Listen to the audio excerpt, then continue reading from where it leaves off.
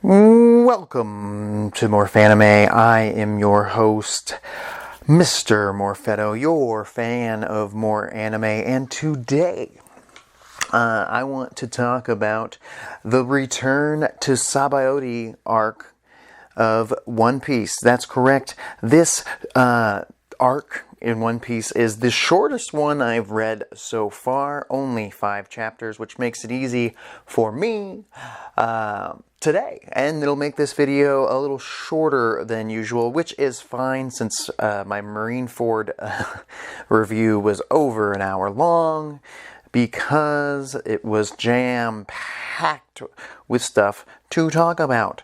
But in these 5 short chapters, in this 2-year time skip that just happened, people, a lot of information is given and withheld. Well, how about we dive right in? But before we dive right in, I just want to say I absolutely love One Piece oh so much. Over this long journey to get to this moment where they finally age up these characters. It seems like it's been a long road, but it also feels like it went by in a flash. If you could please subscribe, share, and comment on this video, it would help me out oh so much. That is all I will ask of my loyal followers. Let's dive right into chapter 598, 2 years later. And I want to know exactly, is it exactly 2 years later? Did they do it to the day? Or was it like kind of around 2 years later? I'm just curious. But it kicks off with a badass chapter with Luffy picking up his straw hat that he hasn't put on for 2 years. And it somehow survived the elements of this dangerous island he was on. Luffy conquered this island. I really hope the anime shows me him actually conquering this island. I do like the mystery of not knowing exactly what went down in his training. I'm excited to see what Rayleigh taught him. I'm excited to see what he has learned. I'm excited to see how powerful he has become. Luffy was already superhuman for human, for the humans of One Piece. And he also had the Gum Fruit ability, which he was able to use to make himself even more of a threat. But now that he has studied under the Rayleigh, he will now, I might be saying that wrong, Rayleigh, I think his name, Rayleigh, the old guy from Sabaody, training with him, the right hand to Gold D. Roger. He trained with him. He also survived this really dangerous island that he's been on. This deserted island of the northwest, of the island of women. And now the 2 years is up. And Luffy's getting picked up by Boa Hancock, who's excited to see him. Luffy's looking ripped. Luffy's got this giant scar on his chest. Was that scar there 2 years ago? Am I wrong? I can't remember. I don't remember this scar. He's got this huge scar on his chest. And now Luffy's wearing a long sleeve button-up shirt instead of a sleeveless button-up shirt. So my only theory to that and why he's now wearing a long sleeve is to not show off them guns. Or because he's got a tattoo now on his right arm, and maybe the mangaka, Oda, didn't want to always have to remember to draw the tattoo on his arm. So he was like, I'm going to give him sleeves and cover that tattoo up. That's just a theory. Luffy puts on the hat that survived the world's dangers and whatnot. The chapter begins. We return to Sabaody. Brook has become a rock star. I'm not sure how that's going to improve Brook as a warrior. I'm sure it has sharpened his musical skill with with music abilities, which he's able to use to put people to sleep somehow. I would like to know how he does that. Does he incorporate hockey into his music, and that's how he's able to put people to sleep, or is it literally just a lullaby that affects people? I'm hoping there's a reason for it, because it is a little goofy that he's able to do it. Luckily, he doesn't necessarily put people to sleep with his guitar, anybody of importance, so it's not affecting important fights. But if he did, could you just imagine if they were dealing with a really tough opponent, like Kizaru or one of the admirals, and he just jumps up and plays a little fiddle, and they fall asleep, and then Luffy and the gang beat the crap out of them, and they win. Can you imagine if they use that to win a major battle? It'd be very frustrating. So it would be kind of cool to find out that he's been incorporating some kind of hockey or something, so he's able to put people to sleep, or he's got some kind of cool instrument that does that. I don't know. Not a big deal. Brook's really cool. Never thought I'd like him as much as I do. Moving on. He's a superstar now. Sanji shows up, and he thinks he might be the first one to arrive, but he is very wrong. He shows up, and he is losing his mind. He hasn't seen an actual female woman in 2 years. He's dreamed of this day every day since he's been trapped on that island that he trained on. We also get to see Nami again. Nami is looking good. She seems taller. Her hair seems longer. She's grown in more ways than one. I'm assuming she's learned some amazing weather techniques. I personally think that she was never meant to truly be a fighter in this show. I do like the fact that she can fight and whatnot and take out tough opponents when necessary, and she can defend herself, but she was never meant to be one of the main fighters on this crew. She is the navigator. She's a very important part of this crew, and the fact that she can also control weather somewhat. I know she uses the climate attack and it has some Skypiea things, but it's pretty wild. And then she happened to end up on the island that learns about weather or something, where she learns about weather. That kind of bugged me. I love One Piece, I'm just saying, but that part kind of bugged me, because I was like, well, that seems convenient. Maybe I haven't reached the part in this story where we find out that Kuma sent them all to where they needed to be. He planned exactly where they all needed to go, because usually he asks people, hey, if you could go on vacation anywhere, where would you like to go? Then he bitch slaps them. But I don't know if he said that when he did that to the Straw Hats. So maybe they were all sent to somewhere specific that he thought that each of them could learn to be better fighters and whatnot. And she ended up on the weather planet, or island, of a Skypiea type weather island. And she probably learned some advanced shiz. We also get to meet a fake Straw Hat crew. These guys are goofy as all heck. And the one that's supposed to be the Nami, it looks like a character from Hey Arnold. Please tell me that's not true, because it is, because she looks like a character from Hey Arnold. I'm just saying. These guys are obviously not the Straw Hats, but it's been 2 years. Who knows? Maybe Luffy put on some pounds. But this guy turns out to be another pirate captain who's not worth nearly what Luffy's worth, which seems to have raised to 400,000 or 400 million berries when it was, I think, 300. Now they could be them, I guess, 2 years later, if you haven't really got a good look at them, but they kind of look like the members of the crew. But he's trying to enlist an army of pirates with bounties of at least 70 million berries. So that's interesting. I really was hoping I thought it would be really funny if these guys all got arrested by some Marines that had never met the Straw Hats, and they got put into Impel Down, and for like the first half, or for just a couple arcs, the Marines think that they have captured the Straw Hats. But once they get like shown in, like before their execution or something, they get shown to Akainu or one of the top people in the Marines, Okiji, and he's like, yeah, these aren't them, you dumbasses. And they spent like a month or two not worrying about the Straw Hats because they thought they had them. But that's not what happens. they're recruiting. They try to hit on Nami. Nami had nothing to do with them. They're like, you need to come hang out with me because I'm Luffy and I'm worth a hell of monies. You need to come hang out with me. And Nami's like, get lost. She's not even worried about their bullshit. And then who shows up but Usopp, who gets a wonderful hug from Nami for showing up and shooting one of his new attacks, the green pop green star.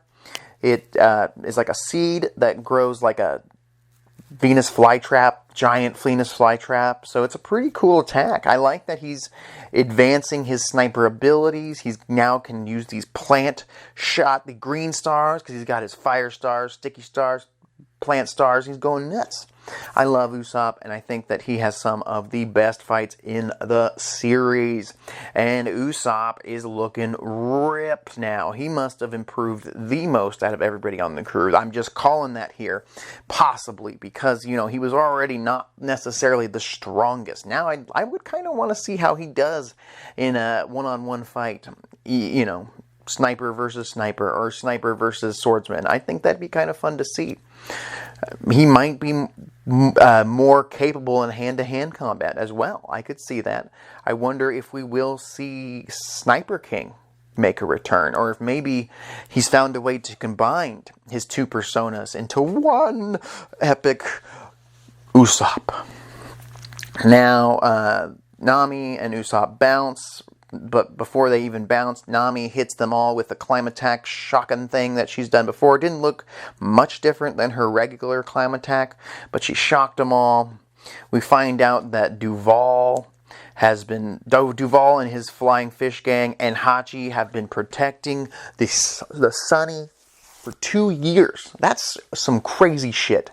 I really didn't expect Duval to become such an important character.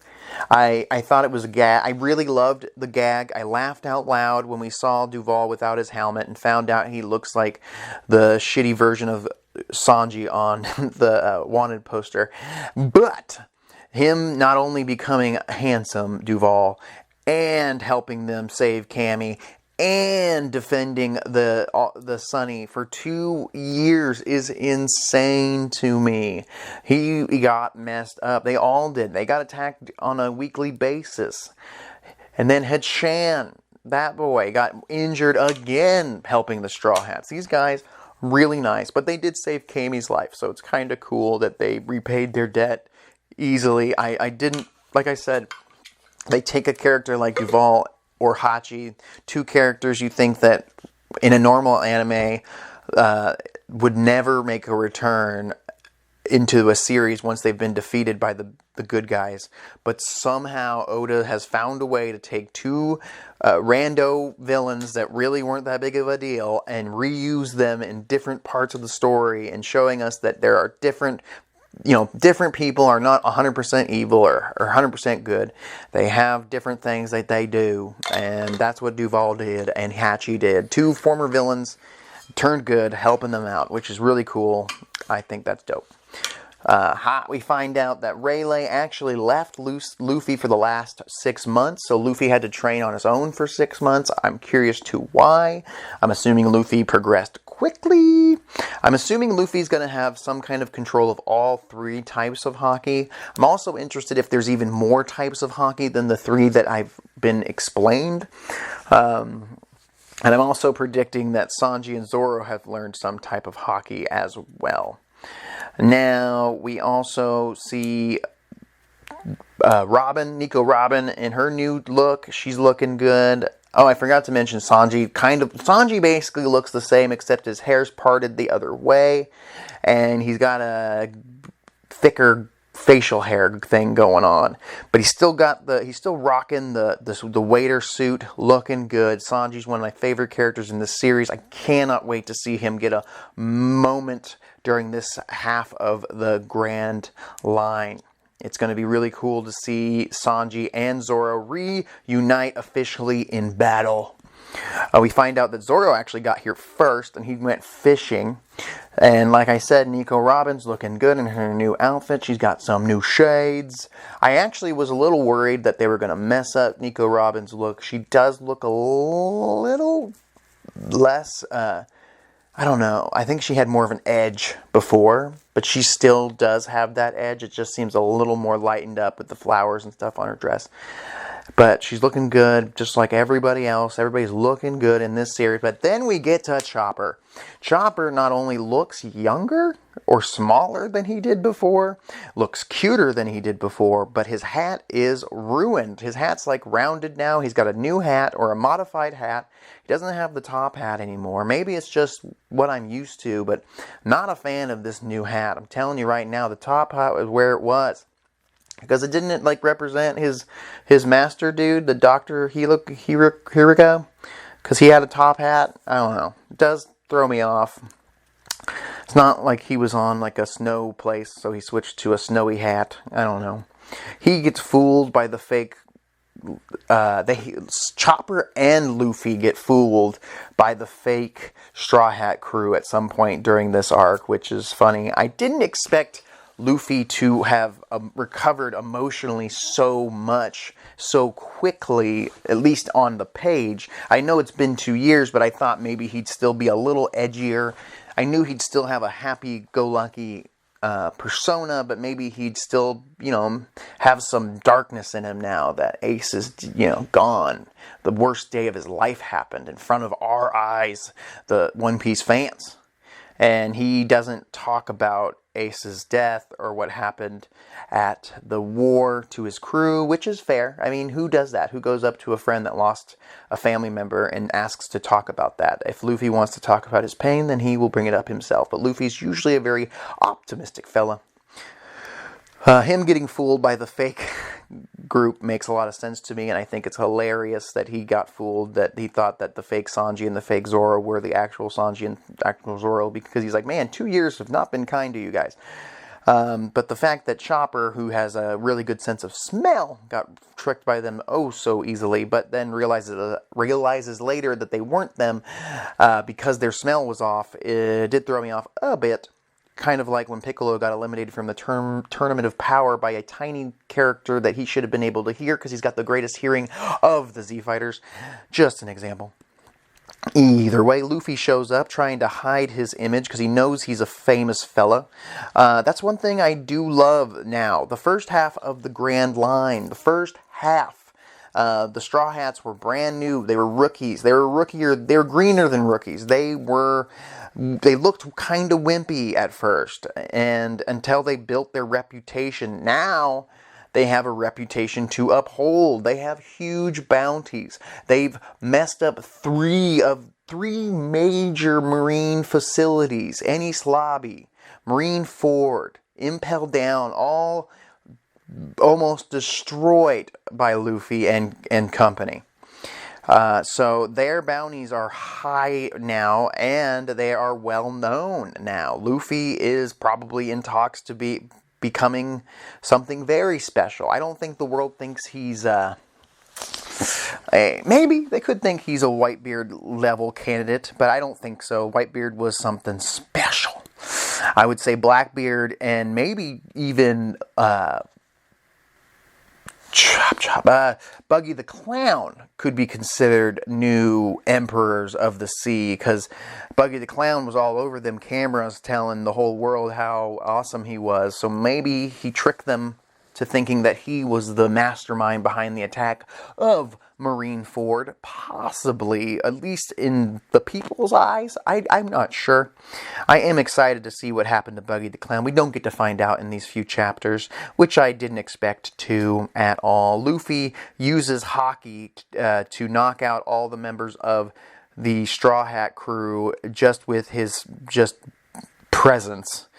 And the fake Straw Hat crew. So he's pretty tough. The Going Merry gets coated finally by Rayleigh, so it's ready to go to Fishman Island. Frankie looks like a damn Gundam now. He's got a shaved head, giant beefy robot arms after getting obliterated in the last arc by a self-destruct button. His look is the most dramatically different, if you ask me. I do kind of like the shaved head look. It does look tough, and I think I will get used to that. It's just these giant robo ball shoulders that are throwing me off. Not sure if I'll be able to get used to that. Those shoulders are all over the place, man. Maybe I will, but he's so big and beefy now. He's so wide. I'm just not sure if I'm into it. Maybe later he'll get more of a slimmed down version of this, because those shoulders are out of this world. Brook gets to do his concert. Fun. I'm not sure if him being a famous musician now is going to be important to the story. I could honestly see that happening. But now that he's a famous soul man Brook fella, it could be an issue. Sentomaru shows up. That dude with the giant axe, the sumo wrestler looking dude with a few pacifistas. Pacifistas come to the island and they are ready to cause havoc. But before they can get to the Straw Hats, Zoro pops out of the water and destroys a ship that was headed to Fishman Island because he accidentally got onto it because he wanted to go fishing, but he took a nap on the wrong ship. It pops up and he thinks that they tried to kidnap him, and he says, "Oh, I got on the wrong ship? Shit." But he destroyed their entire galleon, which was hilarious. Zoro and Sanji get into a war of words. One of the parts is really funny where Sanji talks to Zoro in a very condescending way because he's like, "What's going on?" And he's like, "I want to go fishing." And he's like, "I'm not going to let you go off on your own. You'll get lost and we're not going to be able to find you." And I thought that was funny. We get to meet the wet-haired caribou super rookie, it says. I guess he's a very super-duper rookie, brand new on the spot. This guy seems to have some kind of devil fruit where he can turn into putty or mud. He looks interesting. His crew looks interesting. They are actually following the Straw Hat crew. He's a sadistic son of a bitch that kills Marines and murders whoever he wants. It's in his way. He looks like a murderer. He doesn't look like a sane man, is what I'm saying. Then, sooner or later, the pacifistas run into Luffy. But before that, like I said, Sanji speaks to Zoro condescendingly, and he says, "We go ship, run, got it? Let's go, Navy's come." He's like, "Why are you talking in fragments? What is this, kindergarten? Just talk normally. I just thought for a brute like you'd understand better." And I thought that was rather funny. We get to see a Luffy destroy a pacifista, the same pacifista that effed them up back in the Dizzy, that took the whole crew to handle. He takes them out in one hit. And then in two hits, one from Zoro and one from Sanji, they take out the second pacifista that was messing with them back 2 years ago on Sabaody. And it was epic. I didn't have to wait another arc to see Sanji and Zoro work together reluctantly, even though they don't like each other, sort of, but they respect each other, and I love it. I love it, people. And Luffy yells, "I'm gonna be king of the pirates." He's announcing it to the world. They get on this ship. Rayleigh teaches Nami how to pilot a ship underwater so they can get to Fishman Island safely. It's a coated ship, so they're going to have oxygen until they can get down deep. We get to see Perona, who's seeing off Zoro. I'm calling it here. Maybe Perona and Zoro end up together after this grand adventure. What would you guys think of that? Comment down below. I'd be down for it. I think it'd be rather cool. It'd be kind of cool if in the 2 years that he was training with Hawkeye Miha and he was trying to be a tough man, she was there to pick him up when he was down. And they developed a relationship for 2 years with Hawkeye Miha. 3 individuals, 3 beings together for 2 years. Him training to be the greatest swordsman. Her wanting to be served hand and feet by people. But then realizing how badass Zoro is. Falling in love. They fell in love, but we don't know about it yet. And we'll find out later when she comes back into the story. And she saves him or something. I think that'd be cool. Either way, it's cool if they become friends. Because then maybe down the line, Perona can die. And in front of Zoro, and then Zoro levels up and learns a new move out of pure anger and emotion. I'd be cool with that too.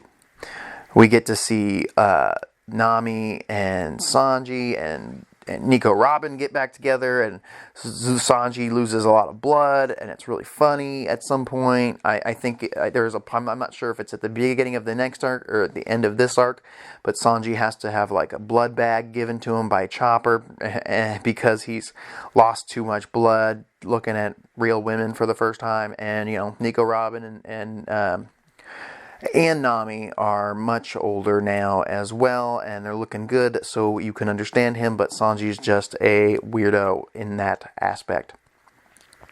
But you get to see all of the people that helped train the Straw Hats, see them off and help them get away, especially Rayleigh, who stands in the way of the damn Navy, protecting the Straw Hats' ship so they can get to Fishman Island, and that is the end of this short 5-chapter return to Sabaody arc, and it is exciting if you ask me.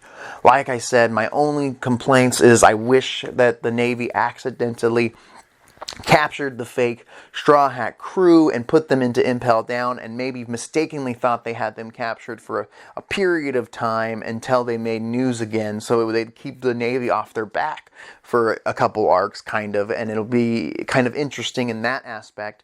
It will be interesting seeing how, going forward, the villains that they face, unless they live under a rock, will not underestimate the Straw Hats like the past villains did. They all underestimated the Straw Hats before because they were rookies. They didn't know who they were. Now they all have a name. Now they've caused havoc. Now anybody that wants to pick a fight with the Straw Hats are probably bounty hunters, probably somebody who knows who they are and want to make a name for themselves. Maybe like Kid or Law, maybe down the line, but Law seems like a cool dude. Maybe not him. Maybe that Drake guy could cause some issues. Of course, Blackbeard, but I think I really predict right now, and I'm sure this is not a mystery, but I think Blackbeard's going to be one of the last people we end up fighting at the end. I could be wrong. Oda could throw a damn wrench into my ideas, and Blackbeard could be the next villain after Fishman Island, and Luffy takes him out, and he's not even the final villain, and Akanu's the final villain, which could totally happen as well, because this story is so big, it could literally be anything, and I can't wait to see what happens. I'm so excited. I saw a theory online accidentally, and it got me wondering, and I shouldn't have looked or read, but it was the title, and it was like, hey, what if Blackbeard and Shanks are related? And I'm like, no, don't put these ideas in my head, because what if they are? And I must not have been a thing that's been revealed yet, but that threw me. I was like, what? What do you guys think of that in the comments? It's probably pish-posh, but I happened to see that headline, and I was like, what if Shanks and Blackbeard are related? What is that supposed to mean? Not my idea, just happened to see that. And they kind of have the same face. I don't know. I'm probably just seeing things. I'm Mr. Morfetto, and this has been More Fanime. I will talk to you later. Next time, we will be reviewing on More Fanime the Fishman Island arc, and then once I finish that, I can finally watch One Piece Film Z, the most loved film of One Piece, and I am very excited to see if it is better than Strong World, a movie I really enjoyed.